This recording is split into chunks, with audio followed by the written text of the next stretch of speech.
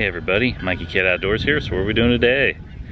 Well, it's a Winter Rendezvous at Fort de Chartres 2022. Look around a little bit and see what we can see. So let's check it out.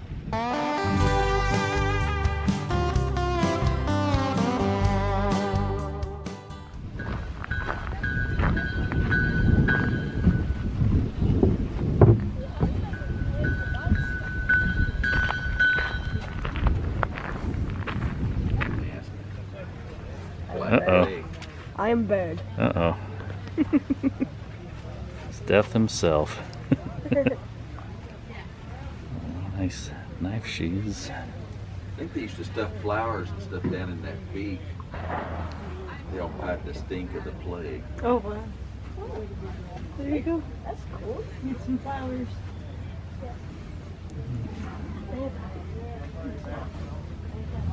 Anybody need some old style glasses?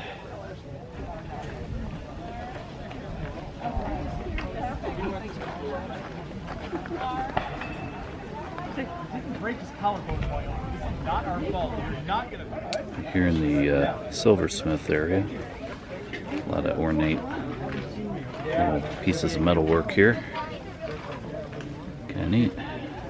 A lot of fleur-de-lises. Goes with the French theme. And look at this guy. He's Mr. Plague, and what's he next to? Plague doctors. If you have a question, just holler at me. Learn more about the plague in the 1600s. Daniel Defoe, who also wrote the book Robinson Crusoe, wrote a book called The Plague Year, and he lived during that time period. And it's historical fiction, but it's based on reality.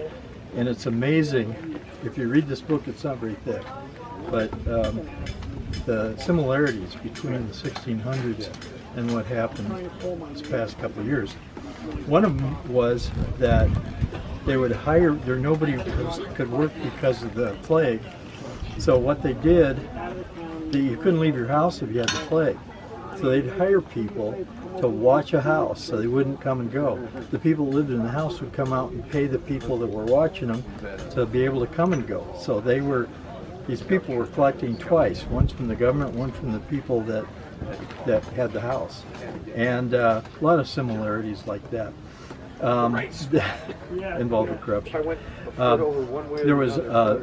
There were plague doctors that would sell little thing rolled up in a tube, and it was to keep the plague away. And if you opened up the tube, pulled the piece of paper out, rolled it out, it said abracadabra, and that would keep you from getting the plague.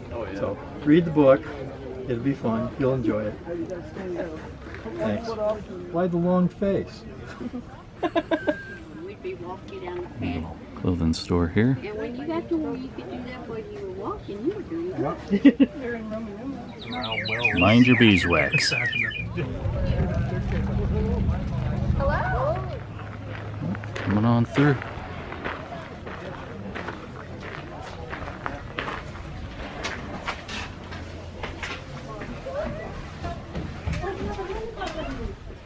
Well, we're inside the fort, so still early. There's not a whole lot going on today out here.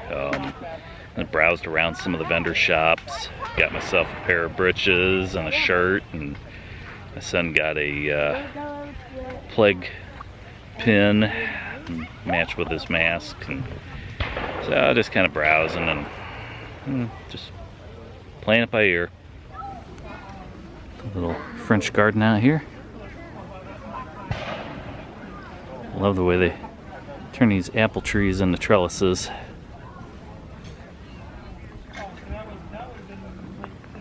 You get your little wool barrel there. Still got a bunch of dill over there growing.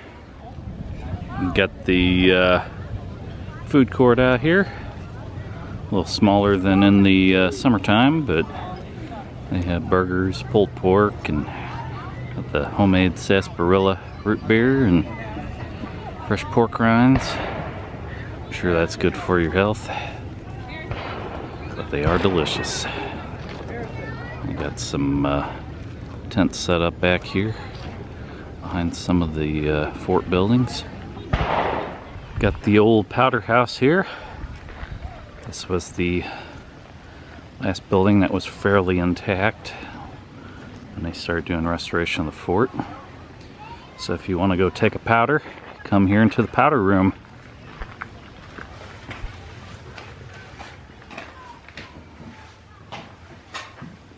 Nice and cool in here. Got some old powder.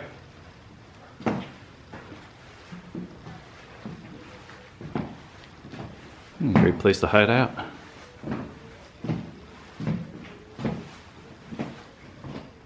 Fort de Chartres, built by Pierre Duquesne de Boisbonne in 1719, headquarters of the French government in the West. The most important monument of French imperial aspirations in the upper Mississippi Valley. Rebuilt in 1753 to 1763, surrendered to the British October 10th, 1765. Abandoned and destroyed in 1772. To the window, to the wall. Well, an interesting thing developed. I was up here a few minutes ago and ran into a couple from my area that said they watched my videos, so that's pretty cool. Impressed. It's kind of a first. Normally I run into people and they're like, "What are you doing?" You know, and tell them what I do, and you know, they'll check out my videos. But this is the first time I actually run into somebody that's watched them. So I did get some stickers recently. I didn't have any with me, so I'm thinking in the future I'm going to carry just a handful of them with me, so if I run into anybody on trail I can kind of hand one out. So look forward to that. So I'm going to look around and probably do a little more searching out at the encampments, and so I'm going to head down from here.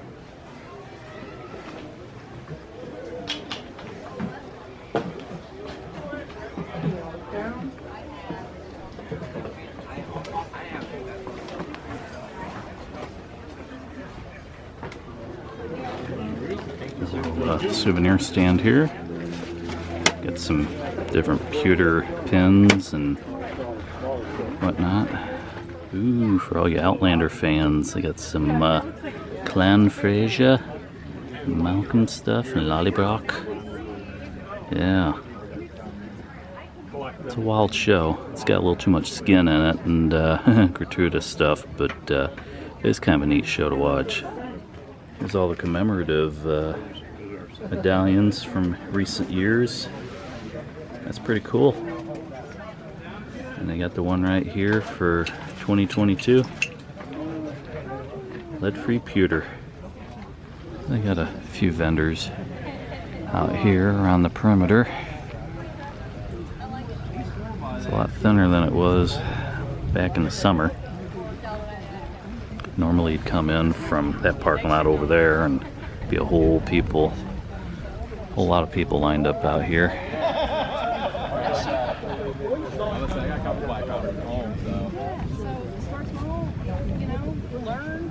And get me a lady's hat. Ooh, cobbler shoes.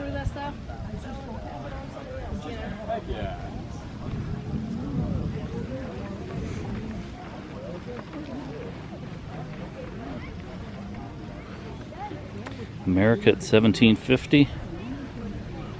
Treatise on partisan warfare. There we go.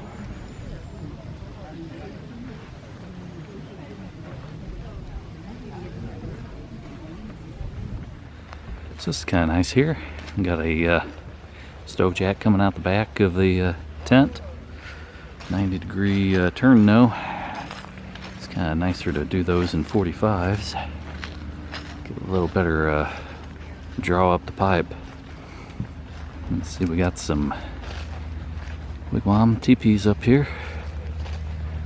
One of the cool little tri-point lean-to shelters here. That's always a nice design.